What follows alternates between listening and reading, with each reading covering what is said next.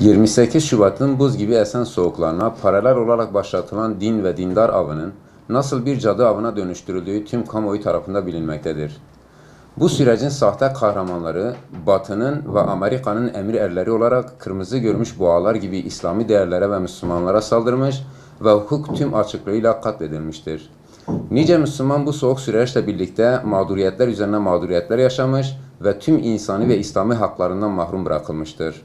Bu mazlum ve mahrumların en önde gelenleri ise o günden bu yana tüm hukuk kuralları çiğnenerek mahkum edilen zindanları izzetli yaranları Yusufilerdir.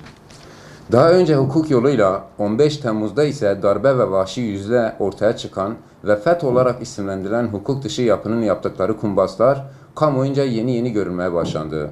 Bu açıdan başta Ergenekon ve Balyoz davaları olmak üzere birçok davanın sanıkları yeniden yargılama yoluyla beraat ettirildi ve serbest bırakıldı.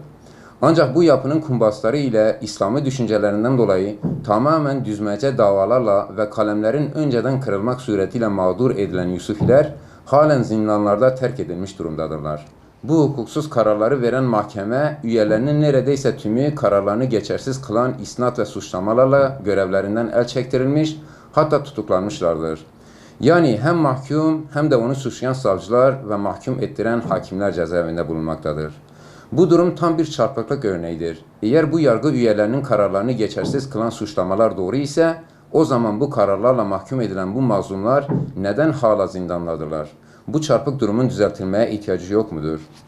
Bizler bu durumun çarpıklığına ve yıllardır haksız bir şekilde zindanlarda tutulan Yusufilere istinaden hukukun gereğinin yapılmasını, bu dosyaların yeniden ele alınmasını ve yargılamaların adil bir şekilde yenilenmesi gerektiğini insani, vicdani ve İslami bir sorumluluk olarak kamuoyuna bildirmek istiyoruz. Ayrıca Yetimler Camiası olarak 28 Şubat ve FETÖ mağduru mahkum ailelerin başlattığı kampanyaya desteklediğimizi de ilan ediyoruz.